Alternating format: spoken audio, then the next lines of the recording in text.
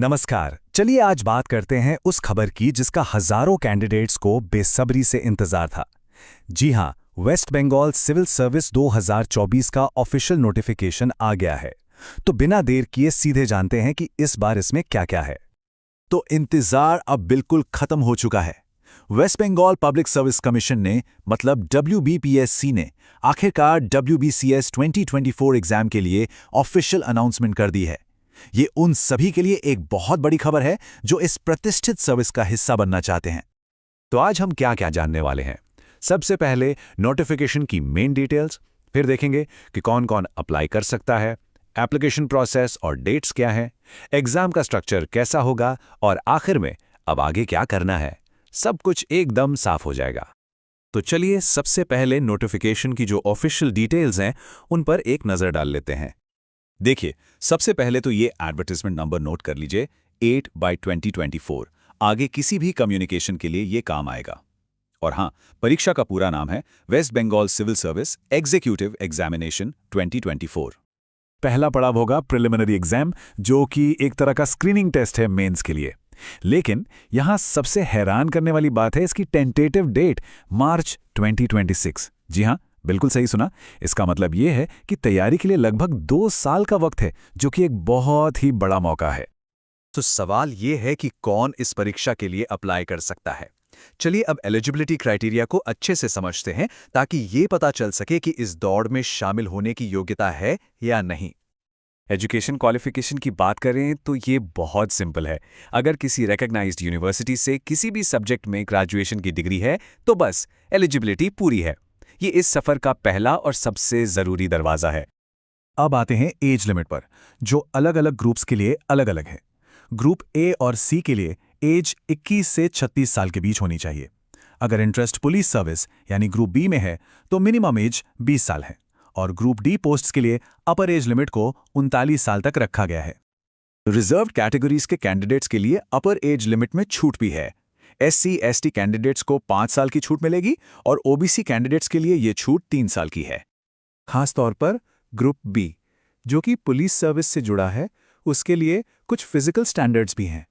Male candidates के लिए minimum height 1.65 metres और फीमेल कैंडिडेट्स के लिए 1.50 मीटर्स होनी चाहिए।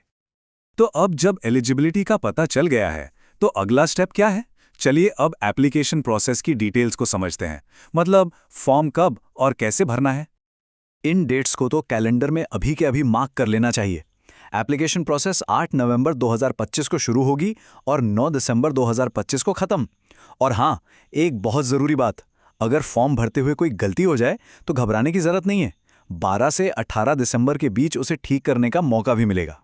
एप्लीकेशन फ़ी की बात करें तो जनरल कैटेगरी के कैंडिडेट्स को 210 रुपये देने होंगे।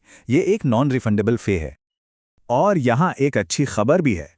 SC, ST और पर्सन्स विद डिसेबिलिटीज यानी PWD कैटेगरी में आने वाले कैंडिडेट्स को कोई एप्लीकेशन फ़ी नहीं देनी होगी।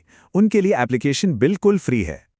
ये ध्यान रखना बहुत ज़रूरी है कि सारे एप्लीकेशन सिर्फ और सिर्फ ऑनलाइन ही एक्सेप्ट किए जाएंगे। इसके लिए West Bengal public service commission की ऑफिशियल वेबसाइट psc.wb.gov.in पर ही जाके अप्लाई करना होगा। चलिए, एप्लीकेशन प्रोसेस तो समझ लिया। अब ये जानने का समय है कि आखिर चैलेंज है क्या। आइए एग्जाम के स्ट्रक्चर और मार्किंग स्कीम पर एक नज़र डालते हैं। WBCS में सक्सेस का सफ़र 3 स्टेजेस से होकर गुजरता है। सबसे पहले प्रिलिमिनरी एग्जाम क्लियर करना होगा, जो ऑब्जेक्टिव टाइप होता है। फिर आएगी मेन एग्जामिनेशन, जिसमें ऑब्जेक्टिव और डिस्क्रिप्टिव दोनों तरह के पेपर्स होते हैं। और आखिर में फाइनल सिलेक्शन होगा पर्सनैलिटी टेस्ट यानी इंटरव्यू के आधार पर। इंटरव्यू के मार्क्स भी ग्रुप के हिसाब से अलग-अलग हैं। ग्रुप ए और बी के लिए इंटरव्यू 200 मार्क्स का होता है, ग्रुप सी के लिए 150 मार्क्स का और ग्रुप डी के लिए ये 100 मार्क्स का होता है। और ये रहा पूरे सिलेक्शन प्रोसेस का ग्रैंड टोटल। ग्रुप ए और बी के लिए फाइनल मेरिट 1800 मार्क्स में से बनेगी। ग्रुप सी के लिए ये 1350 है और ग्रुप डी के लिए 1300। ये नंबर्स बताते हैं कि कंपटीशन का लेवल क्या है। तो अब जब सारी जरूरी इंफॉर्मेशन सामने है तो सबसे बड़ा सवाल यह है कि अब आगे क्या। चलिए इस इंफॉर्मेशन को सक्सेस की स्ट्रेटजी में बदलते हैं। तो एक बार फिर से मेन पॉइंट्स को दोहरा लेते हैं।